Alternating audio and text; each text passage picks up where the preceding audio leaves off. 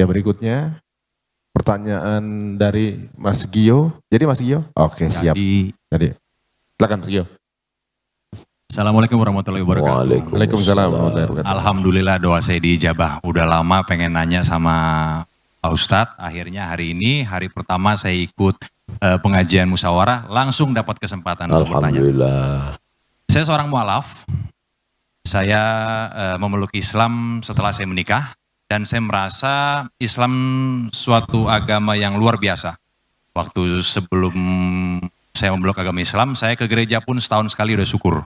Tapi saya bertransformasi menjadi seseorang yang berusaha untuk menjadi lebih baik di Islam sampai bisa sholat 5 waktu, mempelajari yang lain-lain.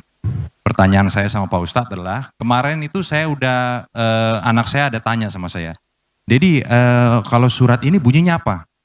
Wah, saya mulai nggak tahu nih, ya kan? Nah, saya rasa saya mulai harus belajar banyak mengenai Islam, mengenai surah dan lain sebagainya. Pertanyaan saya yang mungkin ini adalah keresahan hati juga beberapa saudara-saudara kita yang mualaf, Pak Ustadz. Bagaimana kita memilih guru yang benar? Yang pertama. Yang kedua, bagaimana kita tahu kita memilih guru? Caranya memilih guru untuk memadu kita supaya kita tidak berada di jalan yang salah. Dan kalau kita sudah memilih, yang kedua, bagaimana kita tahu kalau guru pilihan kita itu benar? Yang ketiga, saya ada sedikit tahu kalau di dalam Islam itu ada beberapa mazhab. Mazhab apa yang kira-kira bisa dan cocok untuk saya, bagaimana cara saya memilihnya? Sekian kira-kira pertanyaan dari saya. Assalamualaikum warahmatullahi wabarakatuh. Waalaikumsalam warahmatullahi wabarakatuh. Berarti Mas Gio benar ya. Tadi saya hampir salah ini ya. Katanya sudah mualaf. Alhamdulillah. Monggo silakan Ustaz. Apa saya jawabin Ustaz?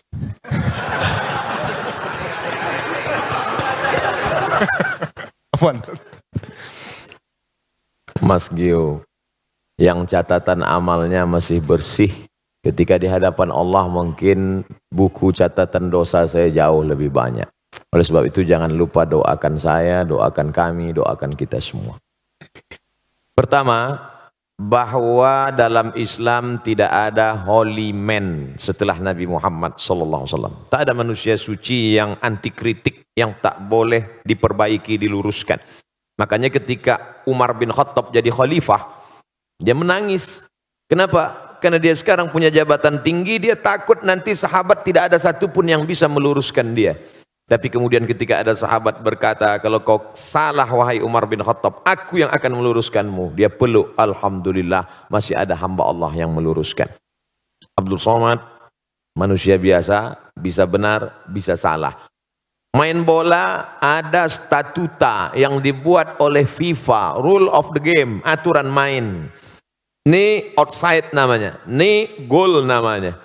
Maka ketika orang itu keluar dari standar ini, dia tidak benar. Idza ra'aitar rajul, seorang yang diyakini sebagai wali Allah. Kita tahu ada wali songo, manusia yang punya karamah, kemuliaan. Dalam kitab Al-Luma', cahaya-cahaya, ditulis oleh Imam Saraj At-Tusi. Kata seorang guru, ayo kita menjenguk wali Allah. Ini wali Allah hebat, ayo. Sampai di dalam masjid, muridnya nanya, mana wali Allah? Itu yang ada di depan. Masya Allah, wali Allah. Tidak berapa lama setelah itu, yang disangka wali Allah tadi meludah di dalam masjid.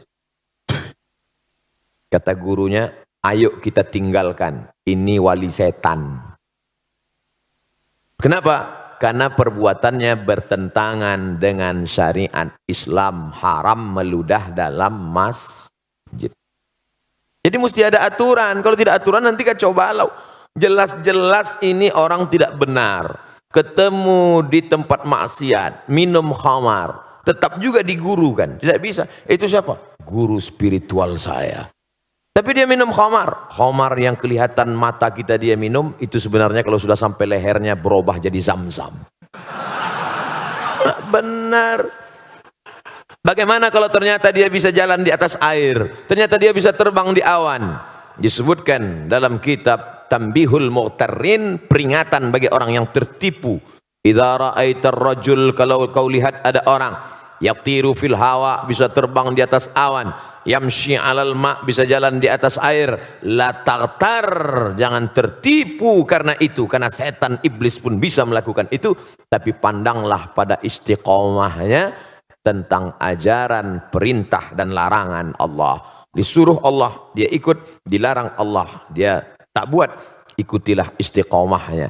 Maka alhamdulillah musyawarah ada guru-guru yang istiqomah, Ustaz Adi Hidayat, kemudian Ustaz Umar Mita, ustaz-ustaz kita yang banyak yang dalam koridor Ahlus Sunnah wal Jamaah. Tanya ke Ustaz Adi Hidayat, beliau punya banyak kader-kader hafal Al-Quran. Ustaz, saya mau belajar Quran dari awal, mau ngaji.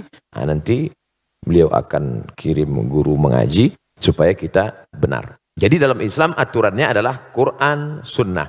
Tidak sesuai dengan Quran, menyalahi Sunnah, tidak ikut fatwa ulama Ahlus Sunnah wal Jamaah, maka dikeluarkan dari, ada kalanya SP1 sesat, surat peringatan yang salah sedikit sesat, tapi kalau fatal dia bisa menjadi kafir, keluar dari Islam. Na'udzubillah. Ini tentang masalah memilih guru. Standarnya Quran, Sunnah, dan mengikut ulama Ahlus Sunnah wal Jamaah. Berikutnya, mazhab apa yang saya ikut? Saya kasih sampel contoh bersentuhan laki-laki perempuan, wuduknya batal atau tidak batal. Aula mastumun nisa, kamu bersentuhan kulit dengan perempuan, batal atau tak batal? Menurut mazhab Hanafi tidak batal. Karena makna mastumun nisa bukan sentuhan kulit, tapi maaf jima. Kalau berhubungan kelamin baru batal. Kenapa bunyi ayatnya lamastumun nisa? Al-Quran bukan kitab porno, maka dia tidak mau sebut. Maka kiasan sentuhan kulit artinya jima baru batal. Kalau sentuhan kulit tidak batal menurut Hanafi. Malik bin Anas, mazhab Maliki, sentuhan kulit kalau bernafsu batal, kalau enggak nafsu enggak batal. Mazhab Syafi'i, asalkan sentuhan kulit, mau nafsu enggak nafsu tetap batal.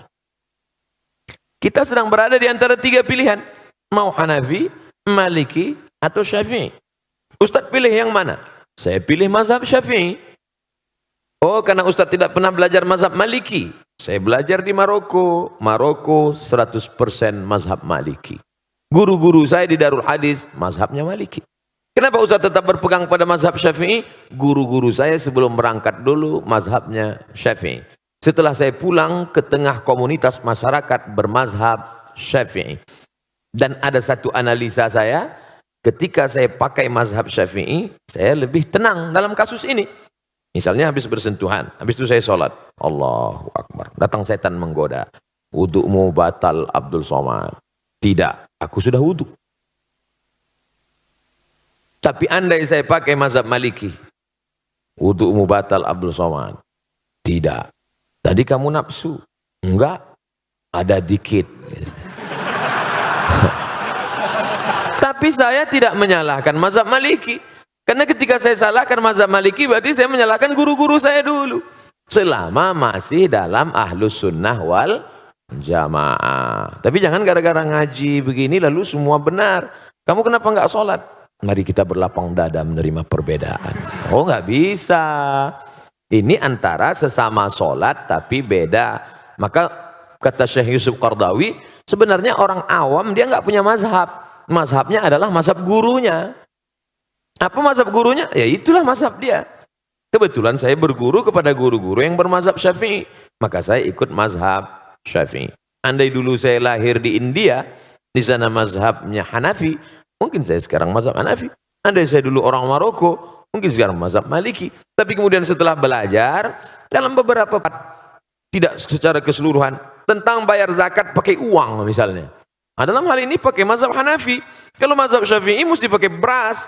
Lalu orang miskin dikasih beras numpuk. Akhirnya dia mau beli baju kan tidak mungkin pakai beras barter. Beras itu dijual juga. Akhirnya perlu uang juga. Kenapa nggak langsung aja pakai uang?